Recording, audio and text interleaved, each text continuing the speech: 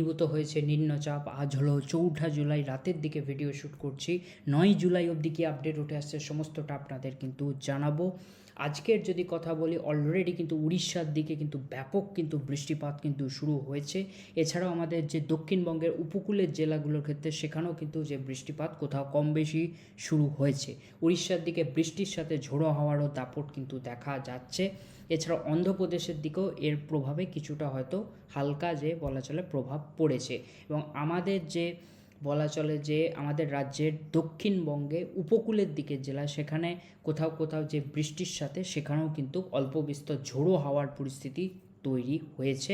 এছাড়া কলকাতা আশপাশের জেলাতেও কোথাও কোথাও যে মেঘ ওঠার ফলে সেখানেও কিন্তু কম বেশি বৃষ্টিপাত এই নিম্নচাপের প্রভাবে মোটামুটি জায়গা বিশেষে যেমন যেখানে মেঘ উঠেছে সেই অনুযায়ী সেখানে কিন্তু মোটামুটি আজ হয়েছে। এবং কিছু কিছু জায়গা হালকা যে সকালের দিকে ঝোড়ো হাওয়াও কিন্তু দেখা গেছে। বাংলাদেশের দিকেও কিন্তু এর প্রভাবে কিন্তু যে বৃষ্টিপাত কিছু কিছু জায়গায় কিন্তু অলরেডি হচ্ছে। এখন যদি নিম্নচাপের অবস্থানের কথা বলি, এটা প্রায় উড়িষ্যা উপকূলের কাছাকাছি অবস্থান করছে। আশা করা যায় মোটামুটি একটা যে সম্ভাবনা আগামীকালের মধ্যে এটা কিন্তু ক্রস করবে, অর্থাৎ ল্যান্ডের উপর দিয়ে এবার এটা ধীরে ধীরে এগোবে, অর্থাৎ ল্যান্ডে এটা ঢুকে পড়বে। এটা কিন্তু যে আমাদের রাজ্য পশ্চিমবঙ্গ এবং যে এদিকে উড়িষ্যা এর বর্ডার বরাবর কিন্তু যে ক্রস করার সম্ভাবনা কিন্তু আছে। তা যদি নাও হয়, এটা কিন্তু যে উড়িষ্যার দিকে ঘেঁষেও কিন্তু ক্রস করতে পারে, অর্থাৎ হয়তো এটা ক্রস করে যাবে। এখনও যা পরিস্থিতি যে বলা চলে হয়তো আগামীকালের মধ্যে যে ক্রস করার সম্ভাবনা অনেকটাই বেশি উড়িষ্যার উপর দিয়ে বা পশ্চিমবঙ্গ উড়িষ্যার বর্ডারের উপর দিয়ে। এবার যদি এর মেন যেটা প্রভাবের কথা বলি, এর প্রভাবে উড়িষ্যায় ব্যাপক ভারী থেকে অতি ভারী বৃষ্টি আমরা কিন্তু সম্ভাবনা দেখতে পাচ্ছি এবং অলরেডি শুরুও হয়ে গেছে।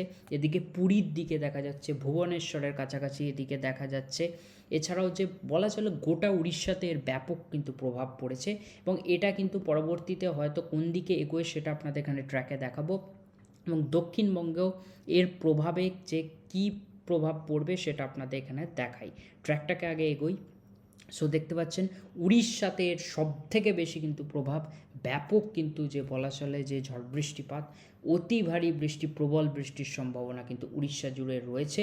এবং দক্ষিণবঙ্গেও হয়তো আজ রাতের পর থেকে ধীরে ধীরে অল্প কিন্তু বৃষ্টিপাত বাড়তে পারে, অর্থাৎ আজ রাতের দিক থেকে বা যে কাল সকালের দিক থেকেও বলা চলে মোটামুটি আজ রাতের দিক থেকেই কিন্তু কিছু কিছু জায়গায় বৃষ্টিপাত ধীরে ধীরে বাড়বে, মূলত উপকূলের দিকে। তারপর ধীরে ধীরে দক্ষিণবঙ্গের বাকি জেলাতেও কিন্তু এর প্রভাব ধীরে ধীরে বাড়তে পারে, সেক্ষেত্রে বৃষ্টির দাপট কিন্তু বাড়বে। উপকূলের দিকে আমাদের দক্ষিণবঙ্গের যদি কথা বলি, ভারী অতি ভারী বৃষ্টির সম্ভাবনা থাকছে এবং কলকাতা আশপাশের জেলা সেখানে ভারী বৃষ্টির সম্ভাবনা। পশ্চিমের জেলায় এর প্রভাব কিন্তু ভালো পড়বে, সেক্ষেত্রে সেখানেও কিন্তু অতি ভারী বৃষ্টি, ভারী বৃষ্টির সম্ভাবনা কিন্তু থাকছে। এটা দেখতে পাচ্ছি 5 তারিখ গোটা দিন কিন্তু উড়িষ্যাতে যে ভারী অতি ভারী বৃষ্টির সম্ভাবনা, দক্ষিণবঙ্গেও কিন্তু সম্ভাবনা থাকবে। এবং এটা কিন্তু এখানে রেন থান্ডার মোডে এখন যেটুকু আপডেট উঠে আসছে তার ভিত্তিতে যে সম্ভাবনা বৃষ্টির সেটা আপনাদের দেখাচ্ছি। এবং যেখানে এবার এই নিম্নচাপের প্রভাবে যেমন মেঘ উঠবে, সেক্ষেত্রে সেখানে বেশি যে প্রভাব পড়বে, তবে উড়িষ্যার দিকে প্রভাবটা বেশি থাকবে। ছত্তিশগড়ের দিকেও কিন্তু ভালো প্রভাব কিন্তু থাকবে, ঝাড়খণ্ডের দিকেও এর প্রভাব পড়বে, এছাড়াও বিহারের দিকেও অল্প বিস্তর প্রভাব পড়বে।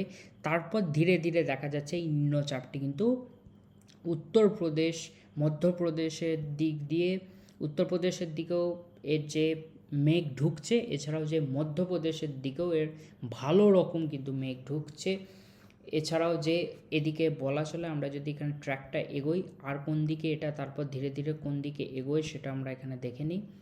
মোটামুটি এটা কিন্তু তারপর হয়তো রাজস্থানের দিকেও কিন্তু এর প্রভাব পড়বে ধীরে ধীরে, যদি এটা এইভাবেই এগোতে থাকে মোটামুটি রাজস্থানের দিকেও। তবে মধ্য ভারতে এর ব্যাপক কিন্তু প্রভাব পড়বে, সেখানে ব্যাপক যে বৃষ্টিপাত কিন্তু হবে এবং উড়িষ্যাতেও ব্যাপক বৃষ্টিপাত, ছত্তিশগড়ের দিকেও কিন্তু ভালো রকম বৃষ্টিপাত কিন্তু দেখা যাচ্ছে।